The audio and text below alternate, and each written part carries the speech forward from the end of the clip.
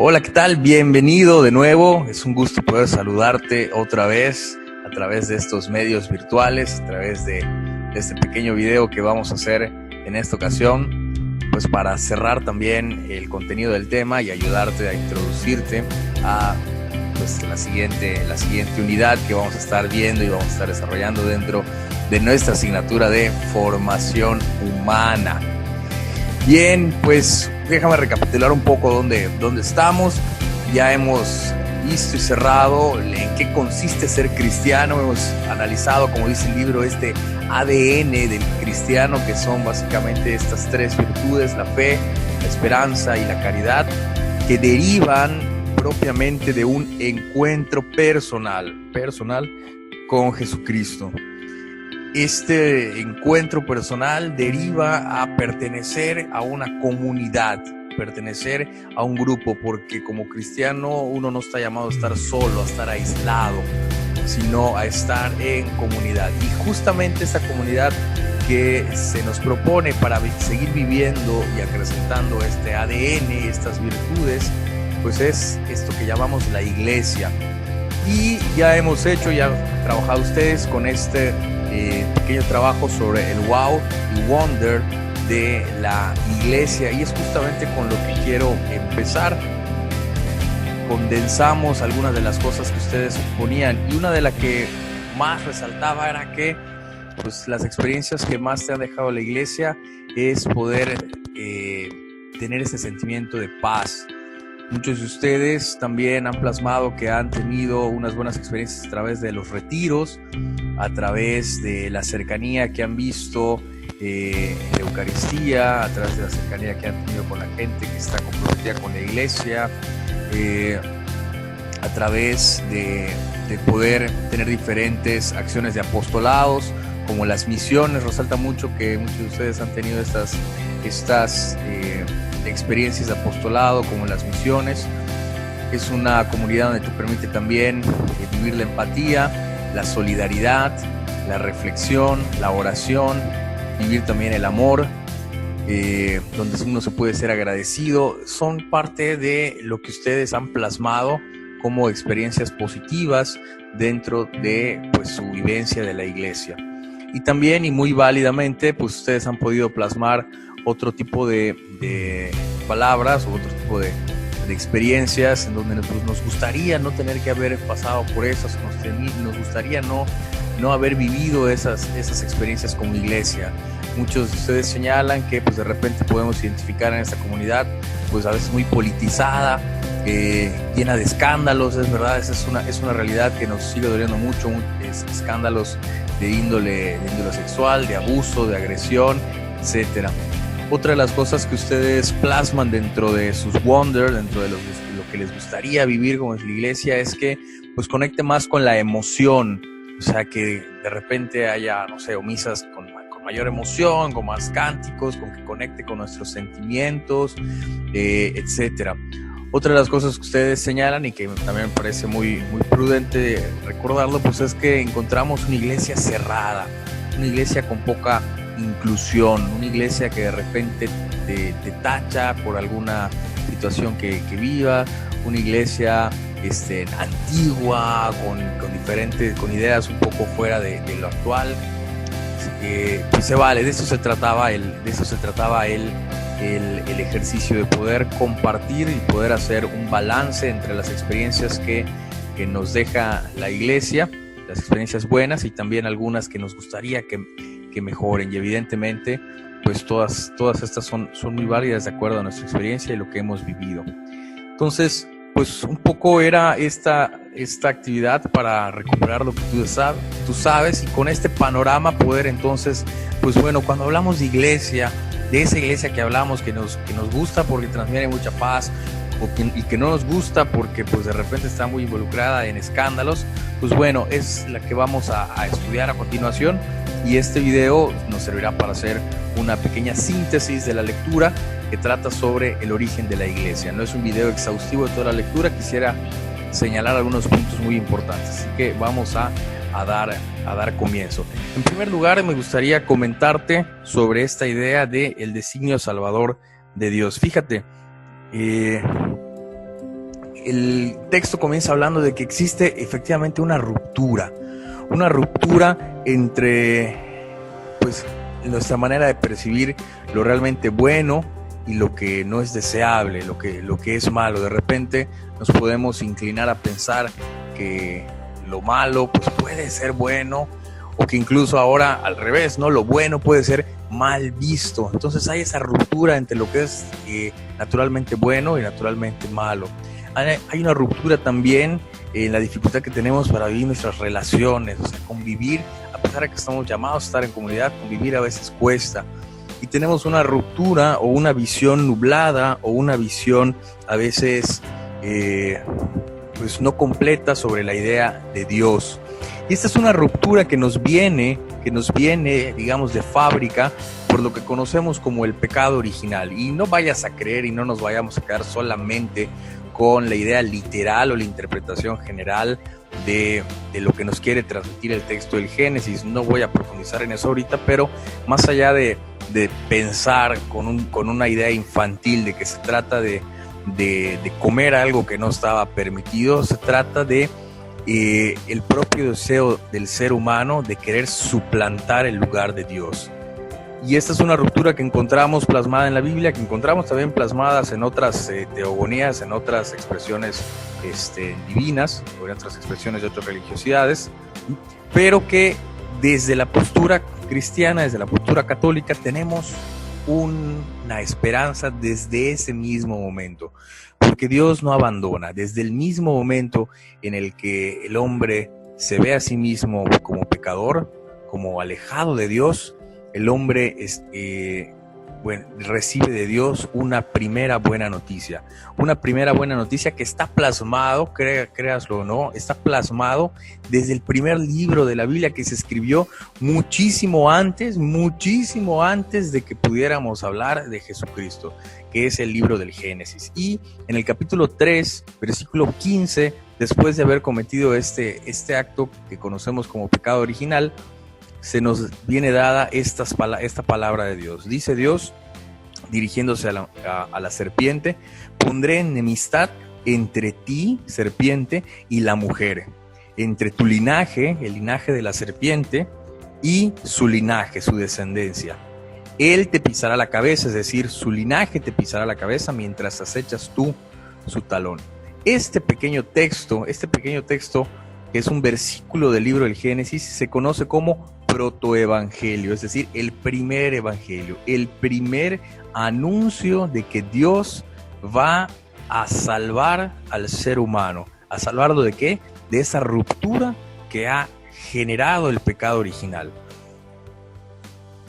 Y como te decía, Dios no abandona. Y a lo largo de toda la historia, de esto que conocemos como la historia de salvación, de todas las intervenciones que ha tenido Dios para liberar del pecado a su obra más querida, que eres tú, que eres el ser humano, pues ha trazado este plan. Déjame comentarte a muy grandes rasgos algunas partes de este plan.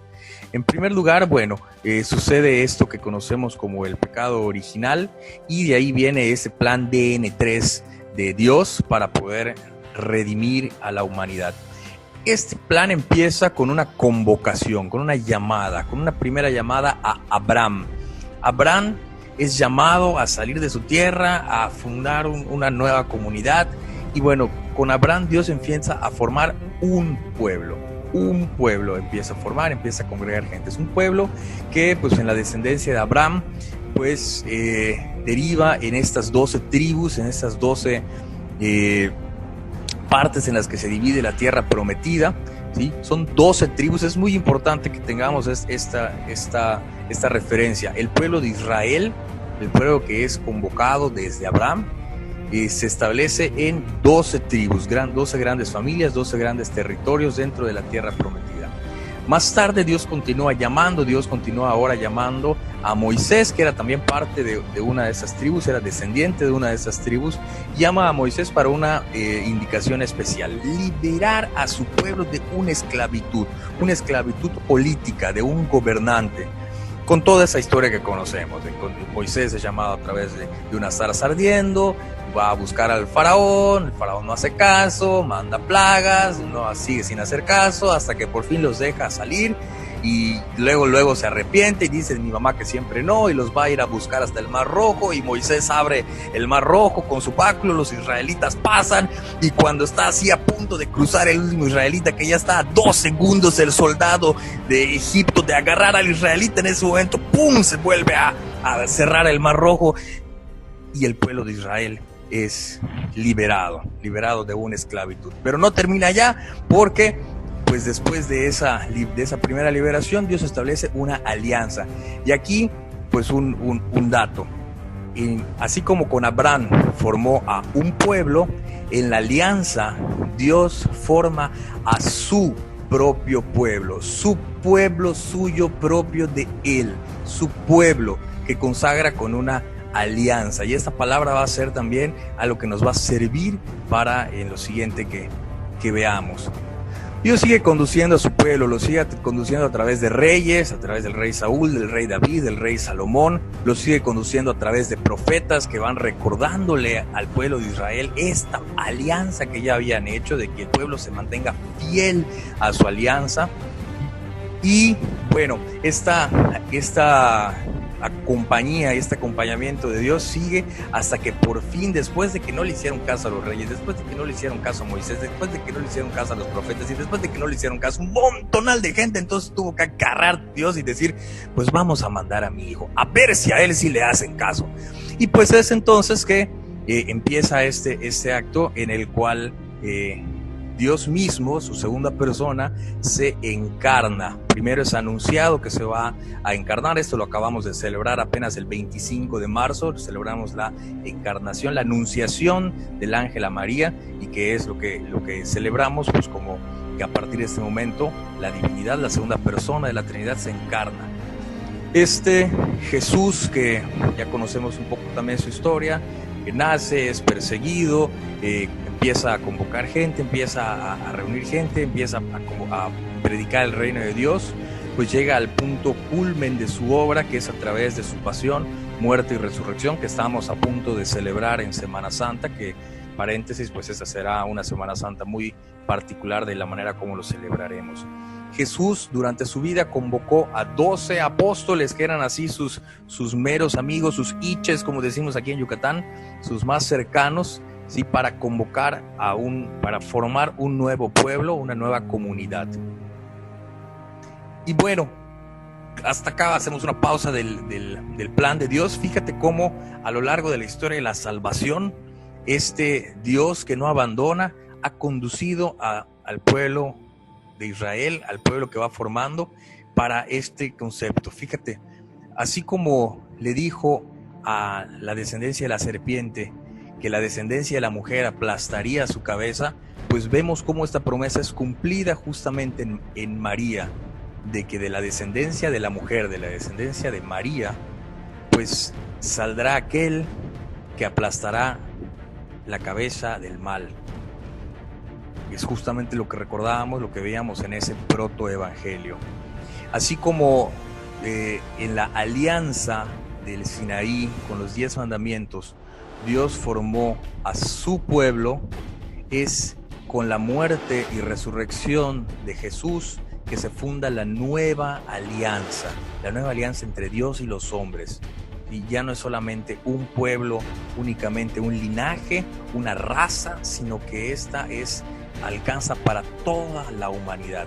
Y así como el pueblo de Israel estuvo formado en la base de 12 tribus, de 12 descendientes de Abraham, el pueblo de la nueva alianza también está en la base de 12 apóstoles. Esos son los pilares del nuevo pueblo de Dios, que es la nueva alianza, que es, por supuesto, la iglesia.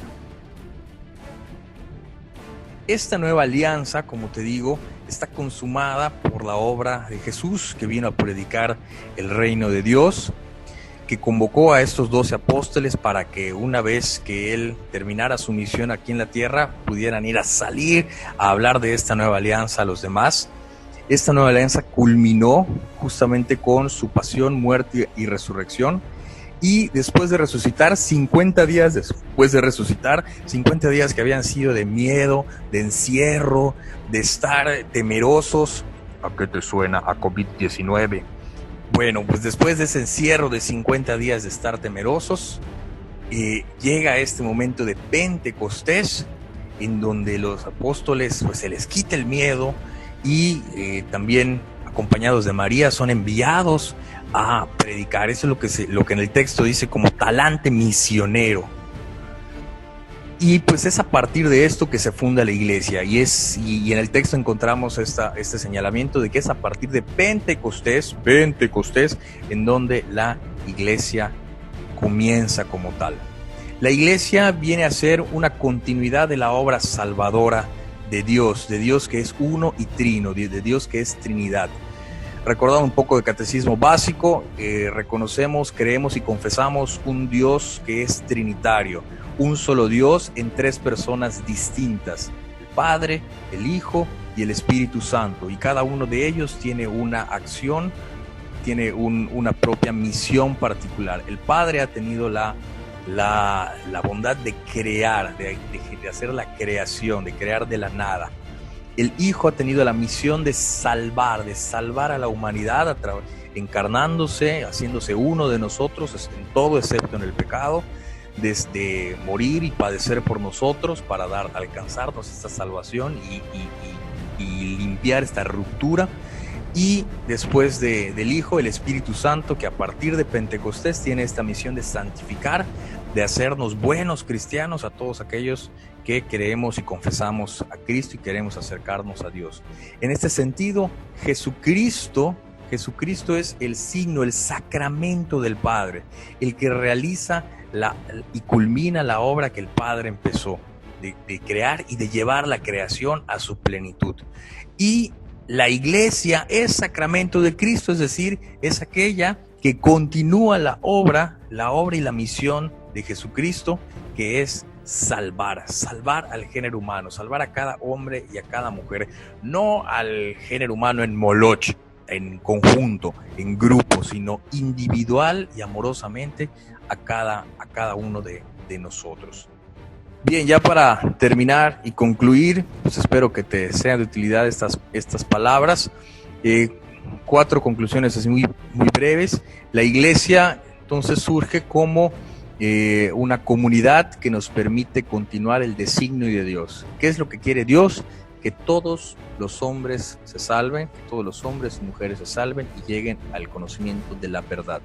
La iglesia, que es sacramento de Jesucristo, nos permite ser este camino para alcanzar ese deseo y esa voluntad de Dios. Esta iglesia está fundada en Pentecostés, inicia en Pentecostés y proclama justamente esta nueva alianza, una nueva alianza con un pueblo que ya no se limita solamente a una cultura, a una raza, a una situación geográfica, sino que es una alianza que se extiende para todo el género humano, para todos los hombres y mujeres de todo el mundo mundial, y por eso la necesidad de salir a predicar y de evangelizar. Antes de ascender a los cielos, Jesús deja esta clara indicación: vayan por todo el mundo, prediquen el evangelio, bautícenlos en el nombre del Padre, del Hijo y del Espíritu Santo, y sepan que yo estaré con ustedes todos los días hasta el fin del mundo. Este camino que nos plantea la iglesia se consumará en la vida eterna. Es una prefiguración de lo que vamos a ir viviendo en el cielo, pero no llegará a su plenitud hasta la vida eterna a la que somos llamados por ser hijos e hijas de Dios.